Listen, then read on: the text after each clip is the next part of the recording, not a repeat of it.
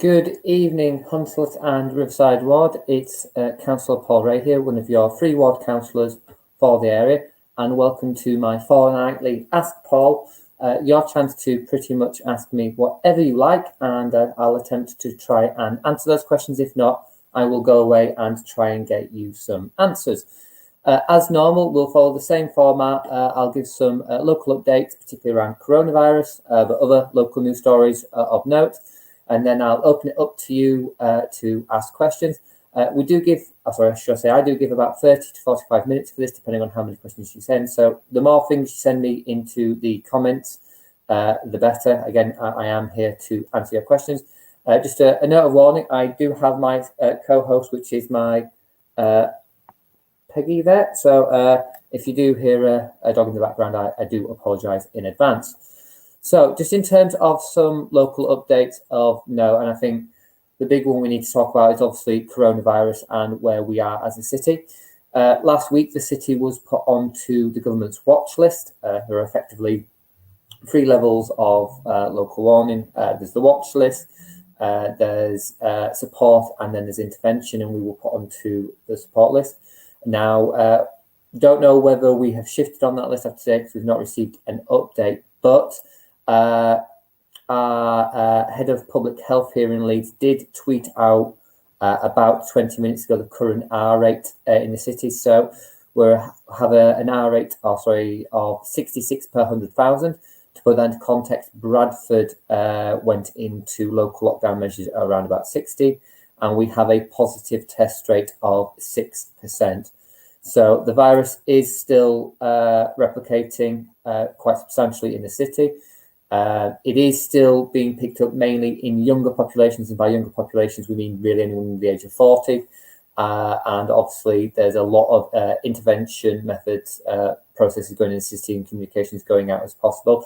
I think just to give that as part of the national backdrop, 2 independent studies today have suggested that the replication rate for the country is above 1, which basically means the virus is now growing in the general population rather than decreasing, with one estimate having that up as close to 1.7.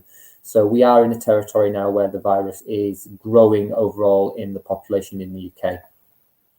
That being said, we'll still need to wait for updates from the government. As I said, I haven't, as the other councils, haven't received a briefing yet, though I do know senior councillors, the chief executive, and public health here in Leeds have also been having quite detailed conversations with the government about where we are. As soon as I know more, it will be put onto social media and to my website as normal.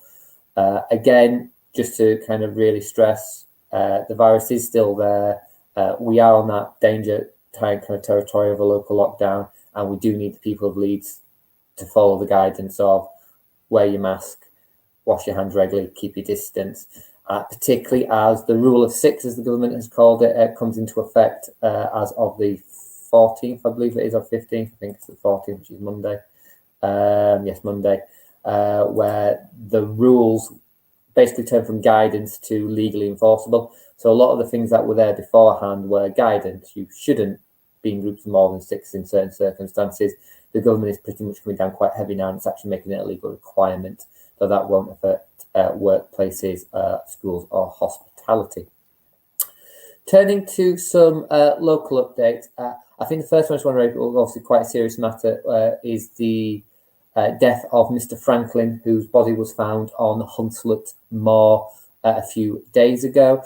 This is an ongoing police investigation. They don't quite know why or the reasons why he passed away, as the autopsy was unable to determine this. So the police are asking anyone, if they do have information, to please get in contact with them. It's really important they get as much information as possible to help their investigation. So if you can do that, that would be great. I'm going to put into the comments the contact details and the reference number now. So if you do have any information that will be useful to the police in their investigation, please do let them know. Other than that, in terms of the ward, I think the other big news story was last week, the major step of planning was given permission for Air Park, which is the big new city centre park, which is going to be built around the Tetley Gallery site.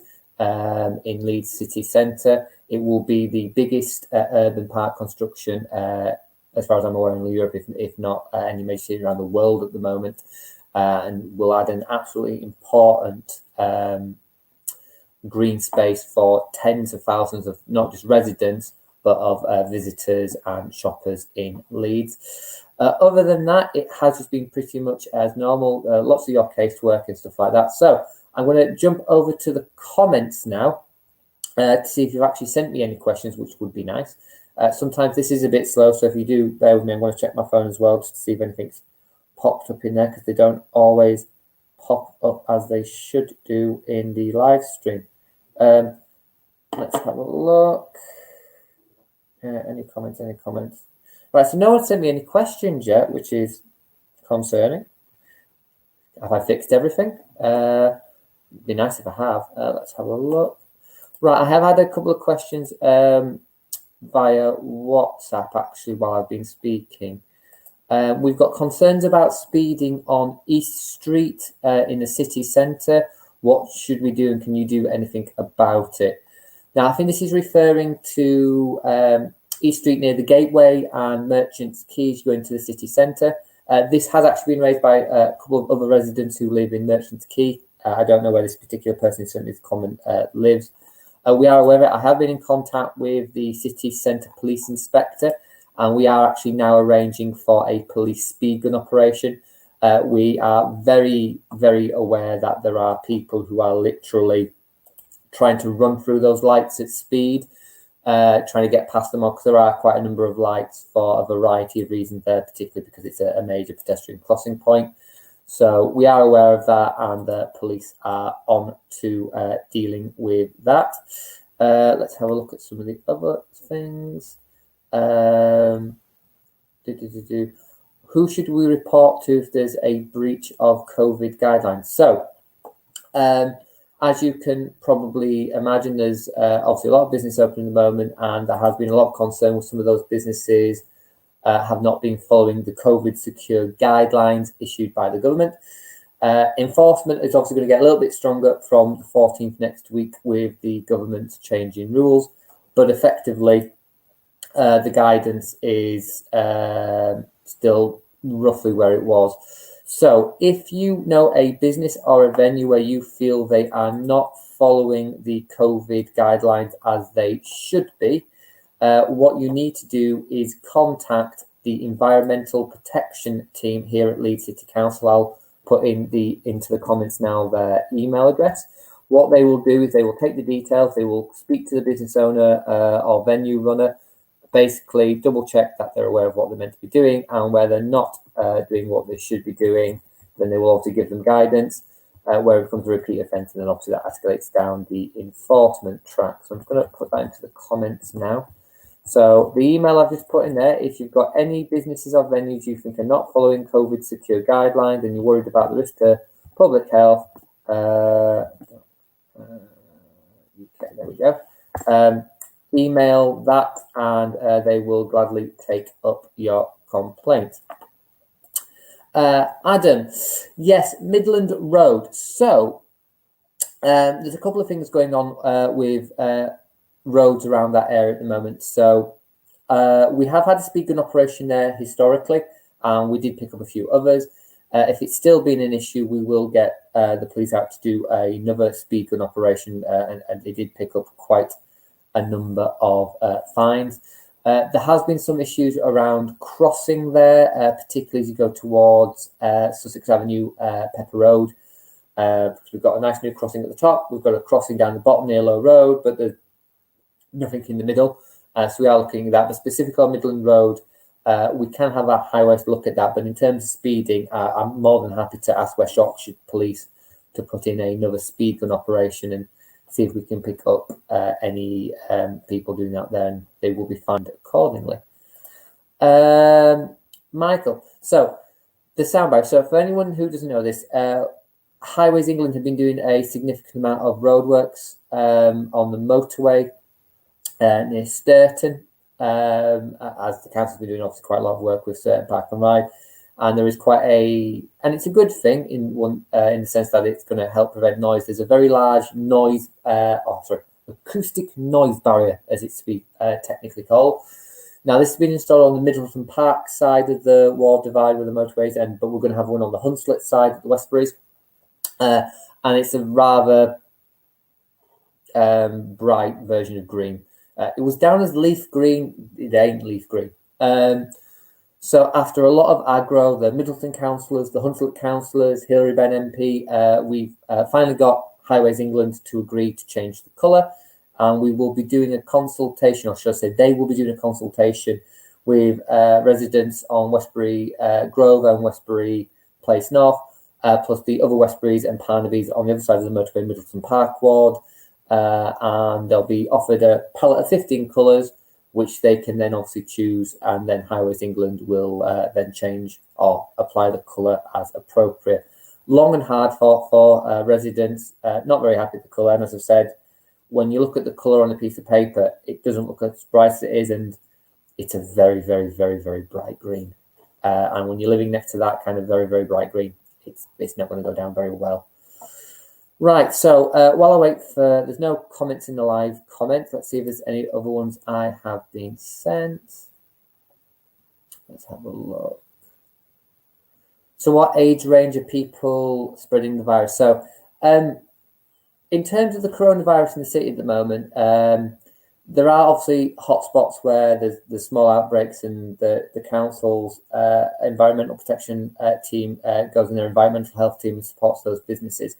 But what we're actually finding is systematic spread in terms of it's all over the city. There's no strong particular link. What we are seeing from the data, or at least what public health are telling us, is that what we are seeing from the data is that it is being very prevalent in the under 40s. And there are issues around that younger age demographic. It's nice to know I'm young apparently still, which is always good because I'm 34. I've already gone past that. But in that younger age demographic, that's where the spread is happening. And so there's a lot of work now going on at the council to try and speak to that age group, or the age groups within that range, to make them aware that actually they may not get particularly ill with the virus, but actually they can be a major carrier.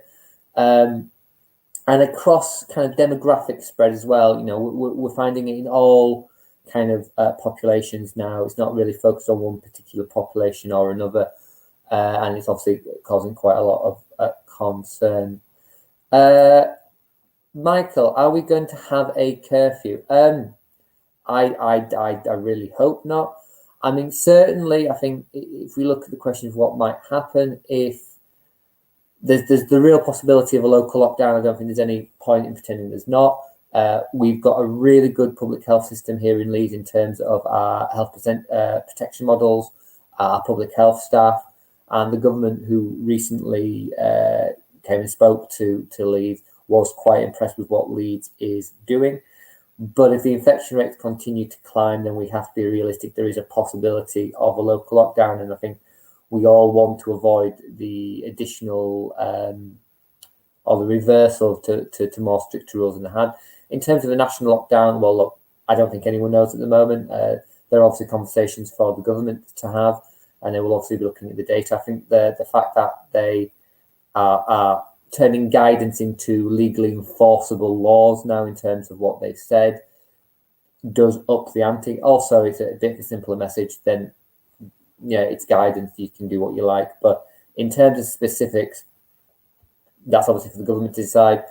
In terms of the real danger we have at the moment, which is a local lockdown, the data is going in the wrong direction, but we have a really good, strong, robust public health system here in Leeds, and hopefully we can stay the right side of the line and not require that. But that will be a conversation for senior health officials and for the Secretary of State for Health, unfortunately.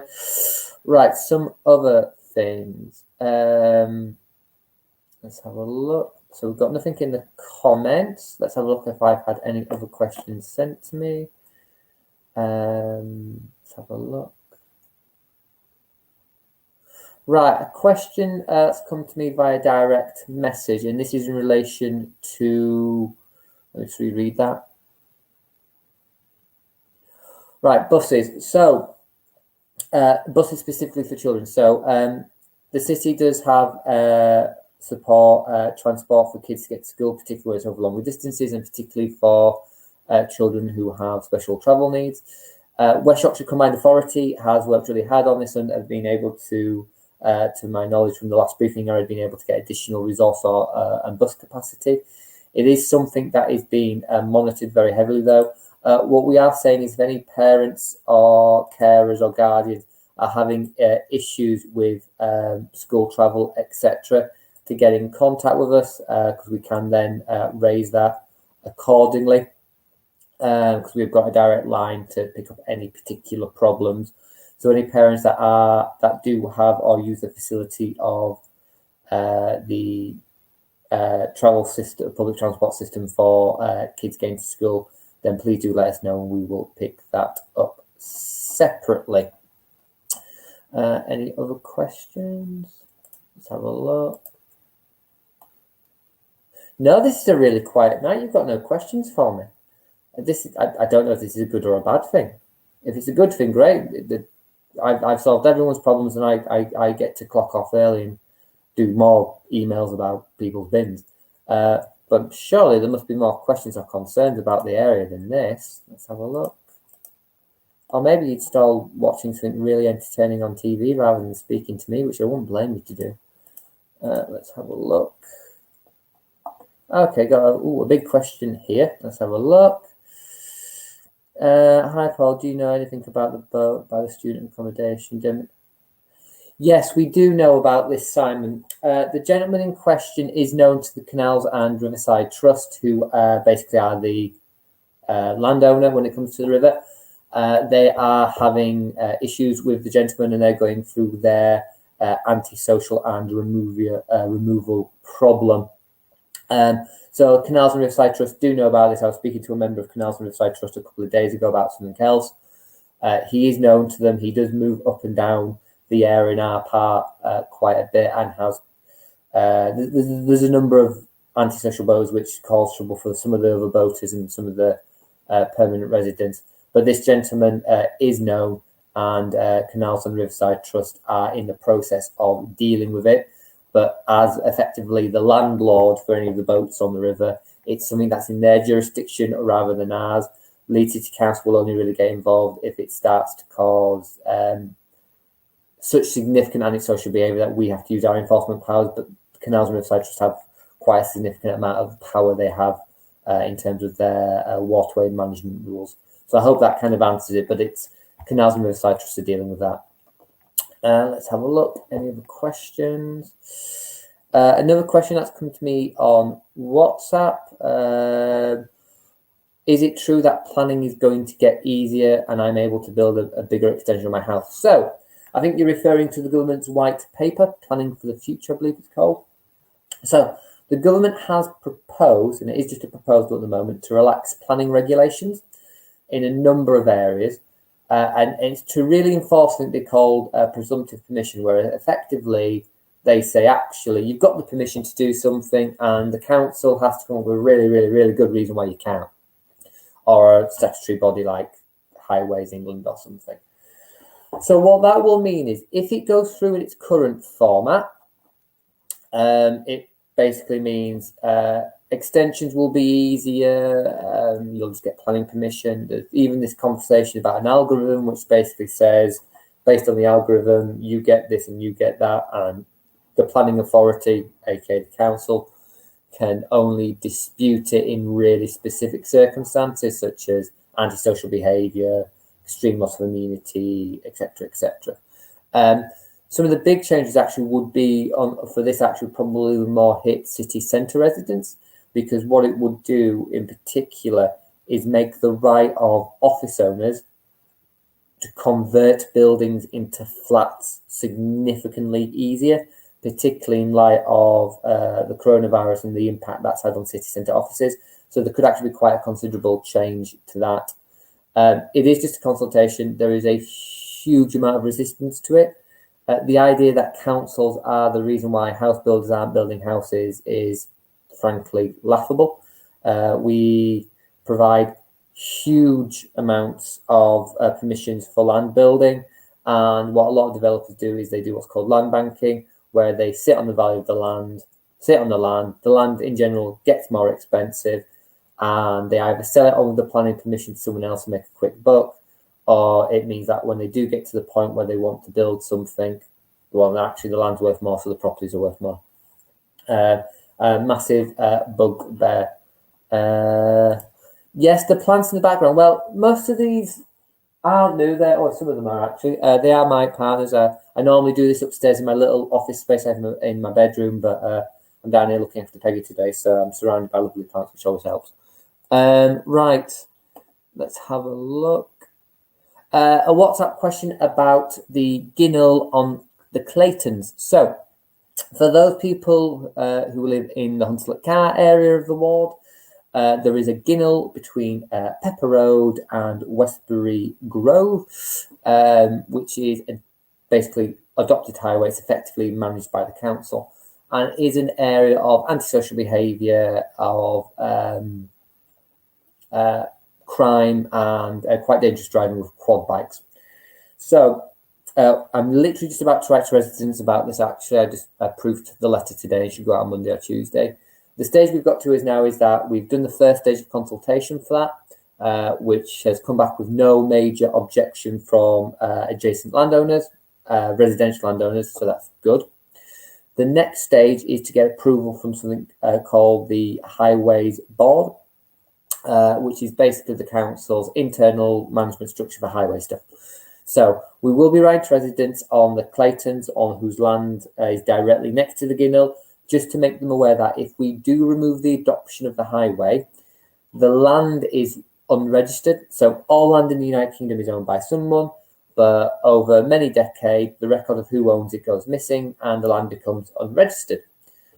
What will happen is if the council removes the highway adoption, that land becomes unregistered, and it means the council no longer has any legal duty to maintain it.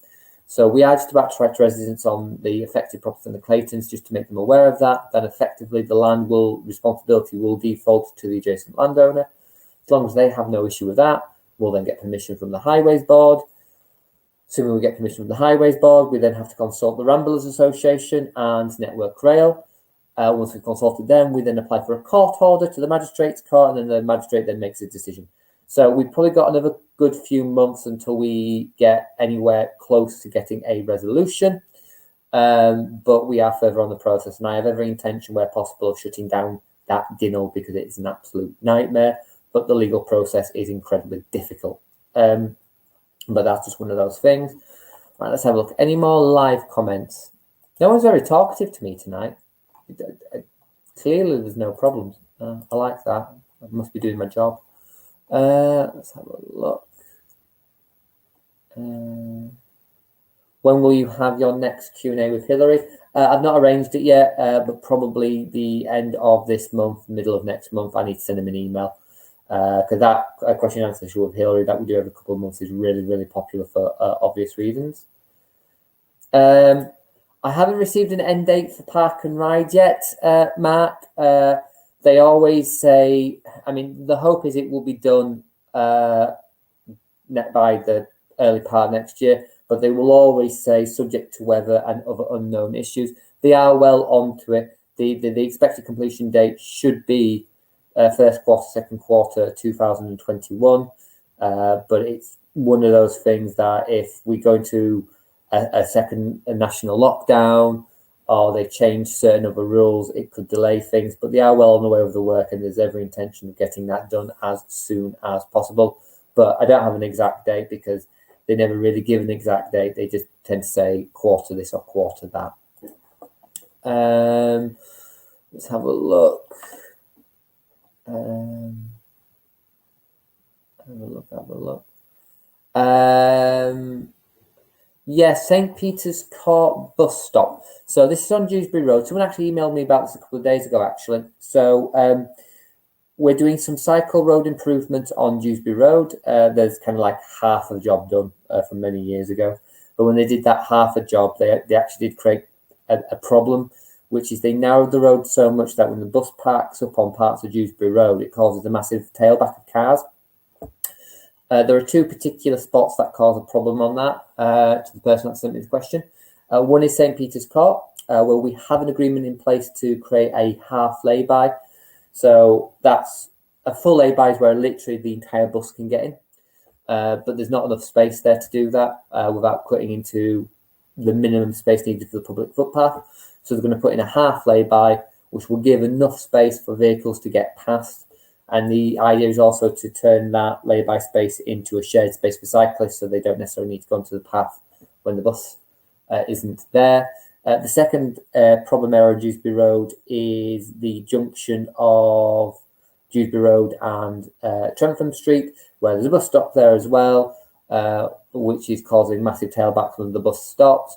Now, there's a huge chunk of land there that we can actually cut into. We can actually put a full lay-by there, but we think there's also services under there. So that's your utilities, your electric, your water, your internet, etc.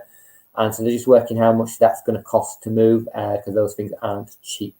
But we are on to that because I'm really keen that we try and get rid of the tailbacks that have been caused by that cycle lane. Cycle lanes are good, not when they cause tailbacks, because they didn't quite think of how the mechanics of the bus and cars getting past would go past. But we are working on that. Any other questions? I mean, if there's no other questions, I'm going to clock off at 1:30 and have an early evening. Well, I say an early evening. I've got a pile of emails to do. Let's have a look. Nothing on there. Nothing on WhatsApp. Nothing on that. Nothing on that. Oh, WhatsApp question. Are there going to be any issues with community litter picks if we're only allowed to meet 6 people at a time? I've asked this question already because a couple of people have actually asked that. In terms of how the rule of 6 works outside. So what they've said is the rule of 6 is no more than 6 people from different households, inside or outside. Now, how that works with something like a community litter pick, well, in theory, that should mean only 6 people on an entire community litter pick.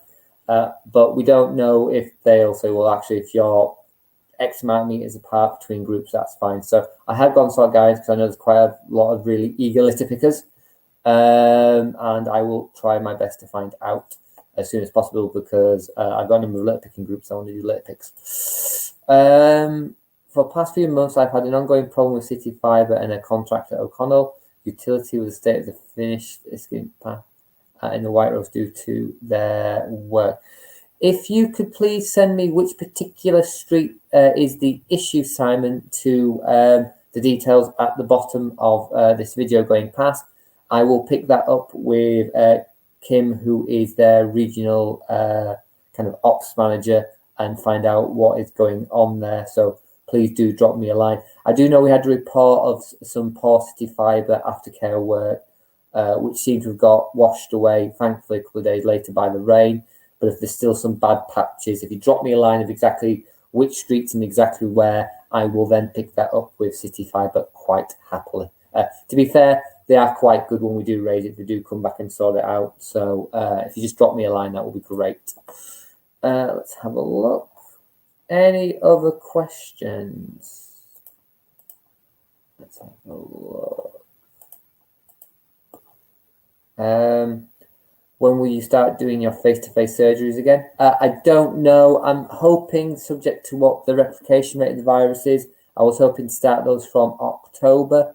The way things are at the moment, I don't know if I'm going to. I know some people really value being able to sit across the table with me and have a chat and that kind of normal kind of human chat experience. I miss it quite a bit myself, but I don't know yet. A lot's based on the advice we get. We are allowed to start holding them, but I'm a bit dubious about doing them at the moment until the venues I use aren't always necessarily the best for COVID security.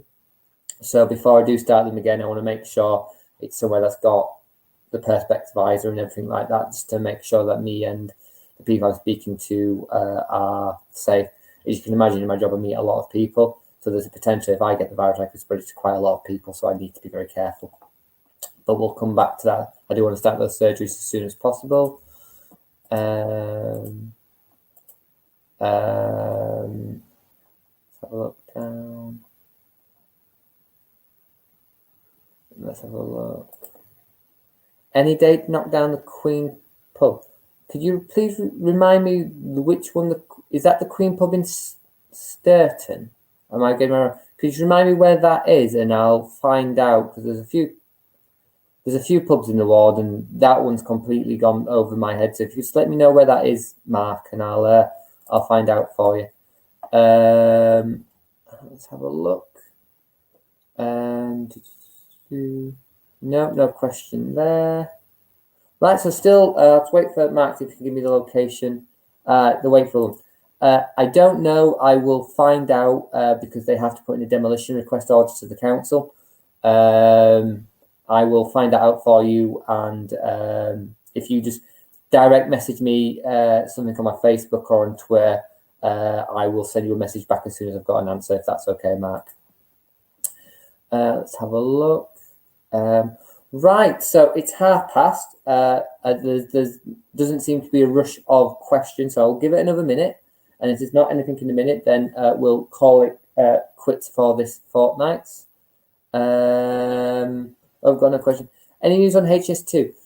No, surprisingly. I think in terms of this, it's gone very, very quiet for obvious reasons. There is still work going on down south, because they've started the work down south.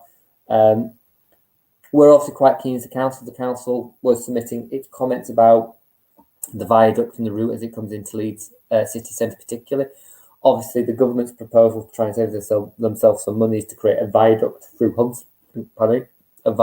Hunslet, which has some particular issues. But that's all gone quiet. And actually, big projects like HS2 might get re-questioned. And obviously, it's not well above my pay grade. Might get questioned because we've just proven we can run quite a bit of the country on Zoom and video conferencing apps of a variety. So it is one to watch out for, but it's pretty much gone quiet at the moment as they concentrate on the coronavirus response. Let's have a look. Are all the parks in the ward open? All of the Leeds City Council parks in Hunslet and Riverside ward are now open. To be fair, most of the playgrounds and parks we had, you couldn't really seal them off very well anyway, because they had really low fences that you could just jump over. But from the legal kind of standpoint, yes, they are. They're all having really intense cleaning regimes as well. So they've all had really deep cleans, and they've got some really long-lasting disinfectant stuff on there, and they will get regularly cleaned as part of the process. But they're not being monitored in that sense per se, but we're just getting them cleaned on a regular basis. Other than that, there does appear to be no other questions. This looks like it's a really quiet night for me, which is great because I can go in for Martina. What I would say to you as ever is I'm available all week. My contact details are at the bottom, so please never hesitate to get in contact with me. It has been a bit slow for responses this week because we've delivered a lot of newsletters recently, which means I get a lot of contact back. But if you've got an issue, let me know. The sooner I know, the better. And just finally, please, as frustrating as it can be for some people, it is really important where possible we do follow the guidance around mask wearing, hand washing, and social distancing. We want to avoid the local lockdown as much as possible. The risk is real. Let's try and avoid it together as communities. Other than that, I'll see you out and about. And if you've got a problem, don't hesitate to get in contact. And the next Ask Paul will be in 2 weeks' time. Have a good weekend, everyone. Bye.